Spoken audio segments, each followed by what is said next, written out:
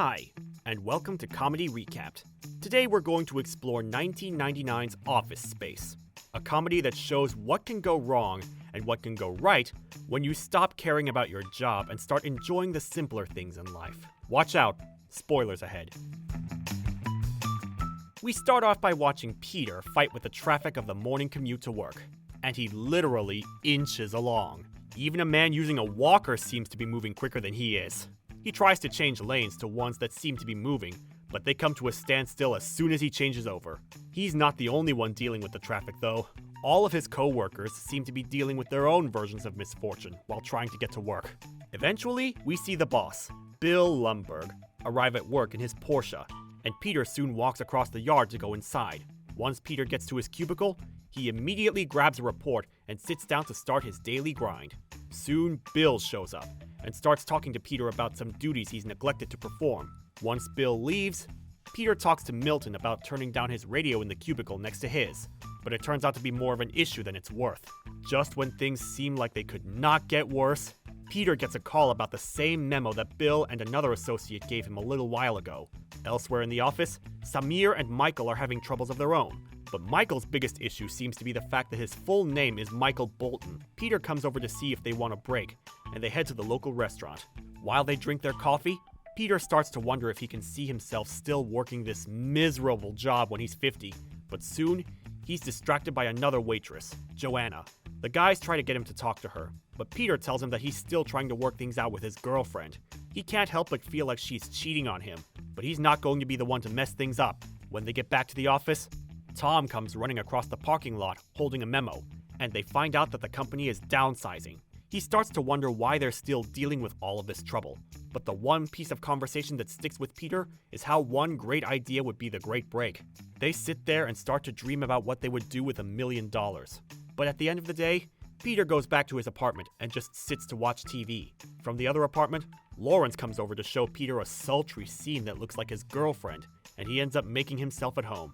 Peter asks him about whether his work life is just as miserable as his own is. But through conversation, Peter realizes how amazing Lawrence's mindset is.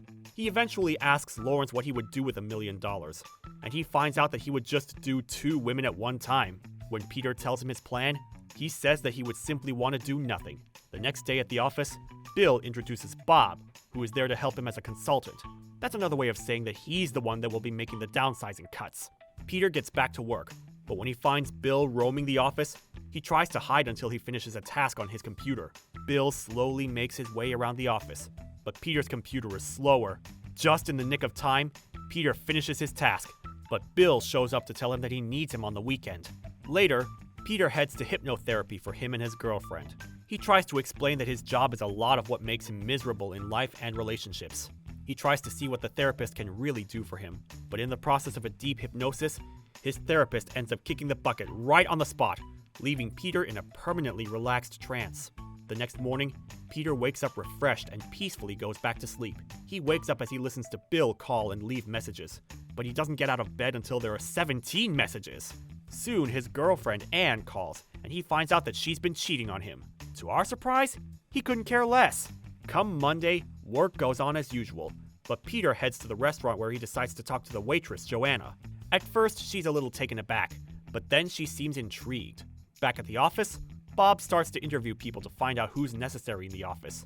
Peter, on the other hand, seems a little surprised that Joanna showed up to have lunch with him next door to her restaurant. He explains what he does for a living. Then he talks about how he has decided not to go to work anymore. Suddenly, there's a moment of clarity once he mentions coming over to his house that night to watch Kung Fu. Joanna is sold. Back at the office, Milton notices Bill talking to Bob about him, and Bill comes over to have Milton move his desk around again. He even takes his stapler. Just then, Peter waltzes into the office to grab his phone book, and Michael tells him that he's supposed to be having his interview with the consultants. Without giving it a second thought, Peter heads into the conference room, and he is blatantly honest about his daily routine. By the end of the interview, Bob is impressed with Peter's view on the office, and they wish each other well. Eventually, Bob brings in Bill, and they have a real discussion about their employee layoffs. It turns out that Milton had been fired 5 years ago, and they believe that Peter is the perfect candidate for upper management. Over the next few days, Peter shows up when he wants and conducts his business how he desires. Bill tries to talk to Peter about his attitude, but Peter blows him off to have a meeting with Bob. He finds out that they're going to fire Samir and Michael and give him a promotion and raise in the process. That night, Peter talks to Michael about a computer virus that could rip off the company for a lot of money, and he tells him about how they're going to fire him. Michael doesn't understand how they could fire him and promote Peter, who has been skipping work. After a few drinks, Peter convinces Michael to get on board with using the virus, and after a few minutes of debate, they convince Samir to join in too. Now they iron out the plan, and they agree to a vow of silence. The next day, Peter gets his promotion, and Michael starts to copy the virus onto a drive. Once Peter gets set up with his computer and is handed the drive, he goes ahead and downloads it into the system. Soon, Drew shows up and tells him a story he heard about a coworker named Tom. Apparently, Tom found out that he was getting fired and tried to end it all in his garage. When his wife comes home and finds him, Tom decides that he doesn't want to die, and he goes about his day. But when he backs out of the garage, he gets hit by a drunk driver. He gets a huge settlement out of it, and he is throwing a party the next day. As Samir and Michael leave after their last day, Peter surprises them by taking them to a field to beat down on the printer that has caused them so many problems over the years. It's almost therapeutic. Then they go home and get rip-roaring drunk. When Joanna wakes up the next morning, she asks Peter what they were celebrating, and he gives her the rundown on how they're stealing from the company. Joanna can't get over the stealing part of the plan, but they head to Tom's settlement party anyways. Tom takes Peter to the kitchen to talk about how he used to hate his job, but he promises that good things do happen. When he goes to the backyard to join the others, Drew tells him about how Lumberg slept with Joanna a few years back. When Peter and Joanna leave the party, he can't help but bring up her sleeping history, and she leaves him in the middle of the street. The next day, Joanna can't handle her boss bothering her about her lack of enthusiasm, and she makes sure that he knows where she's coming from.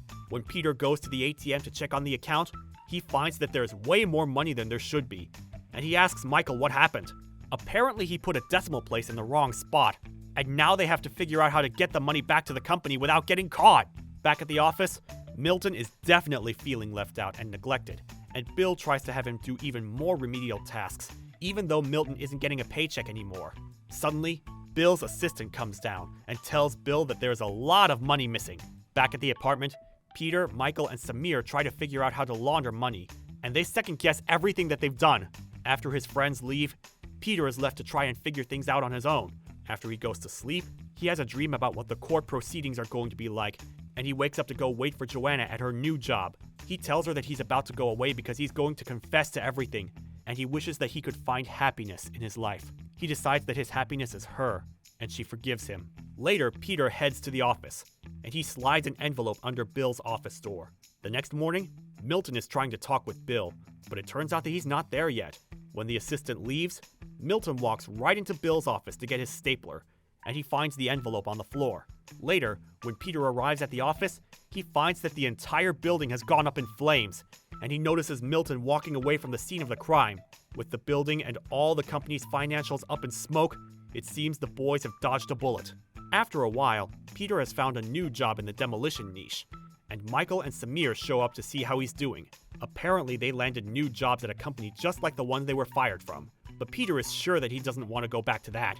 They assume that everything is going to be okay, and they go about their own lives. Meanwhile, we see that Milton is relaxing on a tropical beach, and everyone ends up okay. Office Space is more than just the perfect movie to gather meme material. It's the pinnacle of office comedy, as it definitely speaks to a lot of the working class. We hope you've enjoyed this recap. Don't forget to like and subscribe to the channel so you don't miss a single video.